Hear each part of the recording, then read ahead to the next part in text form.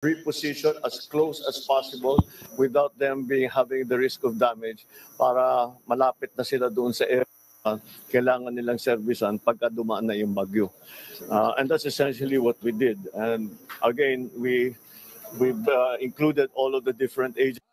Alam nyo po, itong sinasabi ng presidente nyo si Marcos, ngayon siya nagpa-interview.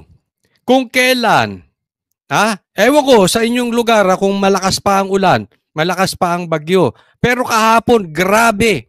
At nung isang araw, grabe po ang hagupit ng bagyo. Pero wala siya. Hindi mo mahanap. Asan siya kahapon? Nung isang araw, nagpa-interview siya, uutal-utal. Hindi niya alam, clueless. Hindi niya alam kung anong gagawin sa bansang Pilipinas. Ngayon, sa aming lugar, dito po sa Laguna, maaraw na po. Saka naman ito magpapa-interview tong mama na ito. Hindi ko alam. Marami nang nangamatay. Asan kayo? Asan ka nung kasagsagan ng bagyo? Kahapon, grabe. Kasagsagan ng bagyo. Asan itong mama na ito? Just, of course, the NDRMC led by the DND and they are prepared to provide, number one, from the AFP, airlift, kasi may mga kalsada hindi pa madaanan. And number two, they are continuing with the AFP is also continuing to monitor the situation so that we will be able to activate the EDCA sites which alam nyo, minsan hindi na natin, ito binabanggit niya EDCA sites, no? But minsan hindi na natin malaman kung ito bang si Marcos ay nagsasabi ng totoo. Were put there specifically for this purpose. So binanggit niya yung EDCA sites ay nilagay dyan for that very purpose. Okay? So ito, sisingilin natin ito si Marcos.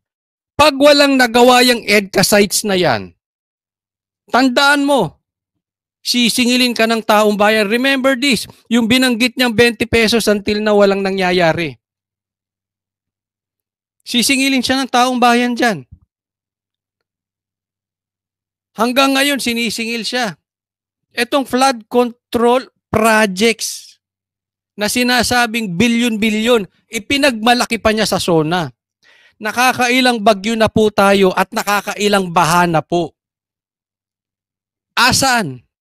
Asan? Nangamatay na mga Pilipino. Sasabihin, hindi, dati pa namang may baha. Hindi. Iba yung flood control projects na ito, bilyon-bilyon. Nagyabang pa. Tapos nung kasagsagan ng bagyo, hindi mo mahanap. Tapos ngayon, pagmamalaki niya yung EDCA sites, sige, tingnan natin. Tingnan natin, abangan natin, may nagawa ba? May silbi ba? Baka inutil din. Diba? Ito EDCA sites. Masisisi ba natin ang taong bayan kung nawawalan ng tiwala? Tandaan mo, ipinagmalaki mo na naman yung EDCA sites na yan. Pag siningil ka ng taong bayan at yan ay walang nagawa, ewan ko sa'yo. Ay nako. Alam nyo kasi, sawang-sawa ng mga Pilipino. Alam mo, tuwing may bagyo na lang ba, Marcos? President Marcos, tuwing may bagyo na lang ba titiisin natin? Dahil malakas ang bagyo, sasabihin natin wala tayong magagawa dyan. Gawa na lang natin ng solusyon after. Palagpasin muna natin. Titiisin na lang natin na mayroong mga matay. Sa gitna ng bakbakan, nasan kayo? In the first place, para sa akin, hindi na nga tayo dumadaan sa bagyo. Hindi na dapat tayo dumadaan sa baha. Kahit may bagyo, dapat baha-proof na tayo. Sa laki ng ginagastos nyo. Sa'yo nang galing yan, hindi sa amin. Sa'yo yan, Presidente. Paano ka? Tanong ko lang, ilang bagyo pa ang babahain at maraming mamamatay para maramdaman namin yung flood control projects nyo. Di ba? Nako. Pakita nyo naman may silbi kayo dyan. So the other departments seem to be well. Naputol, medyo naputol. Prepared. We have some budgeting issues. Isitite mo, nadulas siya. We have some, meron na daw silang na-prepare, pero meron silang budgeting issues. Marcos, are you really clueless? Tandaan nyo this is the person na nagsabi ni isang baril. Walang ipinasok yung mga pulis sa loob ng KOJC. He is just clueless on what's really happening in this country. Kitang-kita nyo sa live namin, even sa live ng ibang mainstream media, sa live ng mga vloggers. Ang daming baril na nakapasok sa loob ng KOJC at sinabi niya, let me remind you, Mr. President and the Filipino people, sinabi niya walang baril. He is just clueless on what's happening. Ngayon, eto na naman. May problema sila sa budget. Ano ba talaga? Meron kayong billion-billion flood control projects at sabi nyo na solusyonan na yan at yan ay inaayos na. Now, nadulas ka? Inamin mo. Hindi ko alam kung nadulas to na inamin niya eh. Pero ito dapat pagsabihan ng inyong mga political advisor, this is wrong. May problema kayo sa budget, billion-billion na yun. In the first place, dapat wala ng baha. Kung meron man, hindi ito para tataas hanggang bubong na mangangamatay ang mga Pilipino. Anong silbi nung billion-billion kung ganyan pa rin ang klase ng baha? Kulang pa ang budget? Ano, hihingi ka ulit ng budget? Marcos, hihingi ka ulit ng budget? Dagdagan pa natin yung budget, kulang pa? Para makatulong? Ay, kulang pa? Really? Sige nga, kayo, tanungin ko. Diyan ba sa lugar nyo, ramdam nyo ang budget? Sa mga manonood, kulang pa ba yung budget para sa baha? Para makapagtrabaho itong mga to? Sa tingin ninyo? Because na meron tayong napakarami ang dumadaan na bagyo. Hindi bale, but that's not... Kahit 1,000 pa ang dumaang bagyo kung inayos nyo. Ginamit nyo yung bilyones. Ginamit sa tamang paraan. Inayos ang ating sewage system. Kahit ilang bagyo yan. Ilang taong ka na ba? Normal na sa Pilipinas yung bagyo. So dapat alam mo nang parating. May maghanda ka naman ng maaga. Abay, pambihira naman. Paano ka, sir? Walang connection yung hindi kumunik yung pangako mo sa SONA eh. Yung ipinagmalaki mo sa SONA, kaya galit na galit ang taong bayan. Something that we should worry about because we will be able to remedy that. Yeah. Would expected budget or start of the typhoon. Yeah. Will it be possible na ma-extend the suspension of classes and work for the It all depends on the weather. Yes, very possible. Unfortunately, very possible. Oo.